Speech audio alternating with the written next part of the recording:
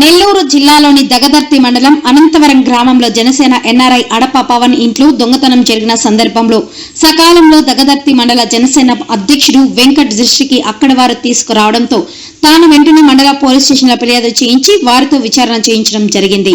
విచారణ జరిగిన తర్వాత తదుపరి ఎవరు చేశారు, ఎలా జరిగిందనే దాని మీద చర్యలు ఉంటాయని తెలిపారు. ఇది వ్యక్తిగతంగా జరిగిందా, రాజకీయ కక్షతో జరిగిందా అనే దాన్ని విచారణలో తెలియాల్సి ఉందని జనసేన మండల అధ్యక్షుడు వెంకట్ తెలిపారు.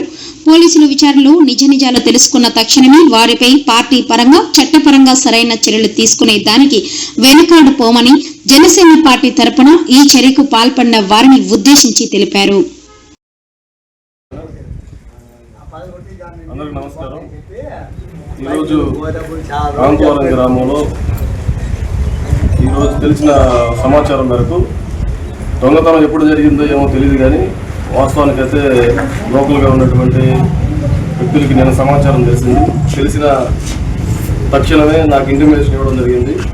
అదేవిధంగా నేను ఎస్ఐ గారికి కాల్ చేసి చెప్పడం ద్వారా ఎస్ఐ గారు తక్షణం రెస్పాండ్ అయ్యి నిన్నంతా ఈ గ్రామాన్ని అబ్జర్వేషన్లో పెట్టి అసలు ఎలా జరిగింది ఏందనేది దాని మీద విచారణ జరిపి ఇప్పుడు వచ్చి ఆ కిట్ తీసుకొని వచ్చి పోలీసు వారు అందరూ కూడా ఇక్కడికి విచ్చేసి ఇక్కడ వెరిఫై చేయడం జరిగింది.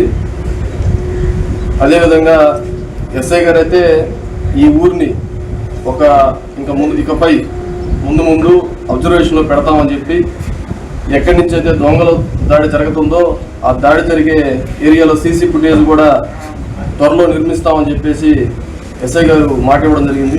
అదేవిధంగా ఎస్ఐ గారు మ్యాక్సిమం పీసీల ద్వారా వెరిఫై చేపిస్తూ ఉన్నాడు.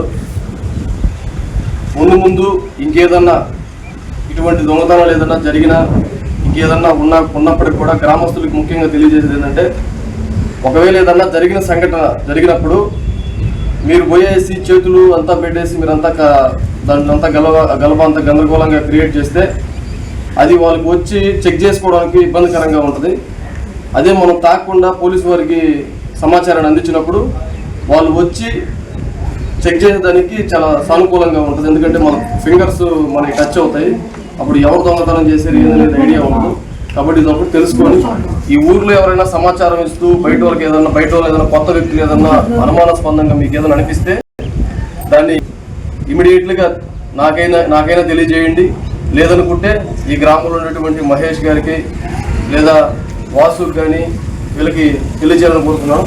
నాకు ఒక ధర్మ సందేహం ఏంటంటే, మా జనసేన పార్టీ తరఫున బయట ఎన్ఐ వింగ్ నుంచి ఎంతో కొంతవరకు వెనకాల ఉండి వ్యక్తిగతంగా సహకరిస్తూ ఉంటాడు మన పవన్ అన్న.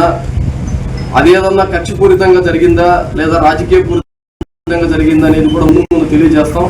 అది వాస్తవానికి ఏదో ఒక రూపం అయితే వాస్తవం అయితే బయటకైతే వెలుగులోకి వస్తుంది.